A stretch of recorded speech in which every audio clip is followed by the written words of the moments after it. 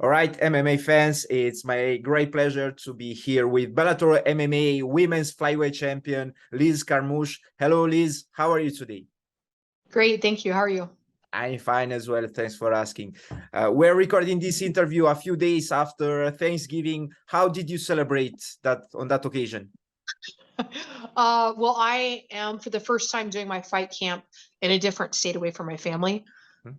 So I just stayed in, relaxed, worked out, read some books, watched some TV, got to do hot yoga. So just a relaxing day in. Oh, okay, I understand. I'm sorry to hear that. Actually, I know that I'm not American, but I know that the Thanksgiving is a great deal for you, and staying with your family is like the most important part of the holiday, actually. Yeah, that's right. That's what post-fight is for. But still, I mean, I guess you'll have plenty of time to catch up later after your upcoming fight, since right now you're scheduled to take on Juliana Velasquez in the Bellator 289 co-headliner on December the 9th.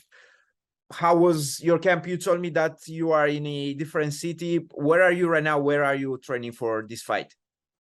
I'm training in Virginia Beach in Virginia, so all the way on the other coast. Normally I'm in San Diego, California. It's been great. There's been so many people that are just willing to come in and sacrifice their bodies and their time without question and just enthusiastic to help. It's been really a breath of fresh air. And then I didn't realize the amount of talent that was here.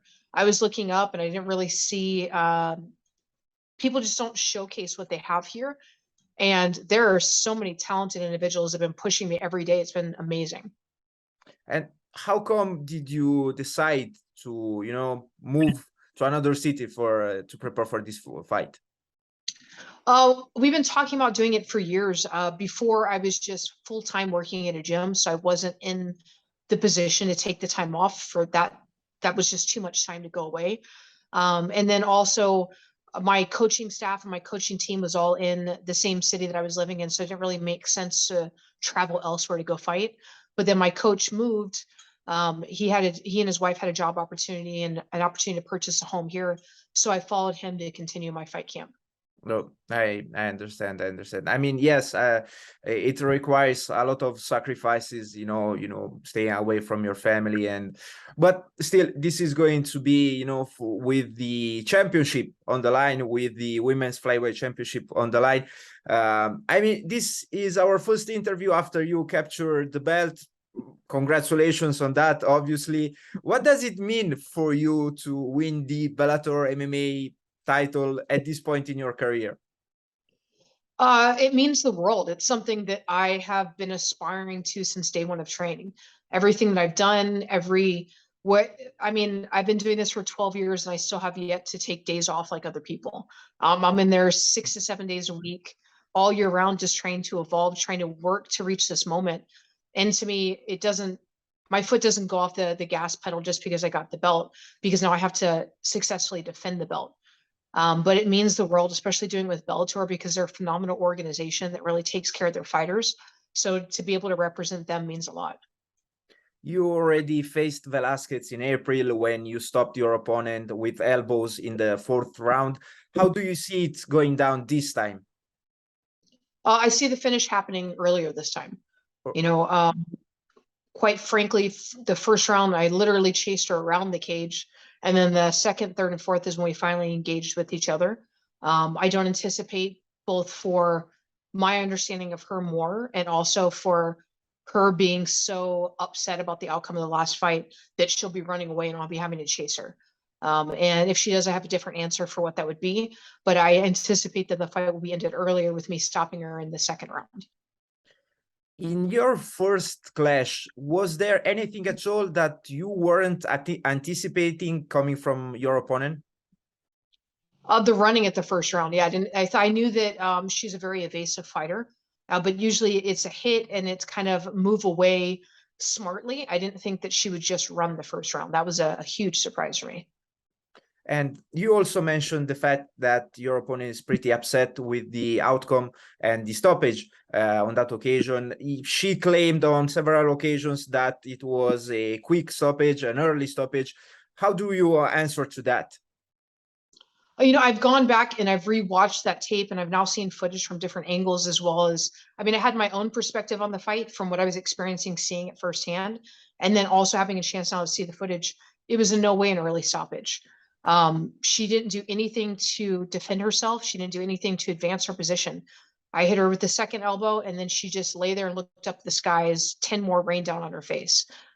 That to me is not an early stoppage. In many cases, if people had seen her eyes roll in the back of her head, that would be considered a late stoppage when you get 10 unanswered elbows to a flash knockout opponent. So I think the call that was made was the absolute correct one. And do you expect a different Juliana at all this time? I anticipate a different one. I prepare as though she will be, like, she'll be more aggressive, but at the same time, I don't want to bank everything on her aggression. And I'm also prepared for the idea that maybe she'll just copy and do the exact same thing she did last time and spend a round and a half running. And what about some of your sparring partners? With whom have you been training for this one? Yeah, some of my main ones have been Taylor Misuna and Taylor Saucer. They're two exceptional grapplers. One is a high-level wrestler. There's a name of a judokan out here I don't want to mention, but she's been one of those people where I wish that she would say that she's out here, because she's an underutilized opportunity, and she wanted to make it a secret for who she is, and I'll honor that. And then Taylor Saucer, who's a black belt in jiu-jitsu, who's been able to push me and who's worked with many people. And then just the strikers, there are such talented people everywhere. But I would say that those three are really the three most important and prominent people that helped me through this fight camp and push me the most. I respect other people's decisions, so I won't insist about the name, but I am intrigued about that. I have to confess it. Yeah. Let's just say I'm nowhere near a judokan level, but I certainly feel, after working with Justin Flores and his exceptional ability to integrate wrestling and judo, and his coaching ability and his introspection and watching and his awareness of his opponent, getting a chance to go with a female is different. And then her background is just judo, and then now she's also a black belt in jiu-jitsu. So integrating those two together has been a lot of fun. I definitely feel like I've advanced in my understanding of judo and my application of it. Okay, I understand. And have you already picked your walkout song? Yeah, I always use the same song. I've been using the same song, I think, almost my entire fight career, if not my whole fight career. And it's Satisfaction by Benassi. Very, very nice choice. I enjoy. I like. I actually enjoy that song. Can I ask you, what is it that you like about it? In the beginning, I think it was just something to keep it lighthearted. It was just something fun and different that people weren't anticipating. There's no aggression to the song. You can do your own perspective of what you felt from it. But over the years, I hear that song and my adrenaline's going, and I know it's time to fight. So whereas before it started just being a different environment for things, now it's integrated into part of who I am in my fight culture and in my anticipation of the fight. I was thinking about the lyrics, and yes, it is lighthearted, and yeah, I get it. And as you know, now that I mentioned a pick, I would like to hear your pick for the main event, which features a bantamweight clash between Raufeon, Stots, and Dennis Sabatello.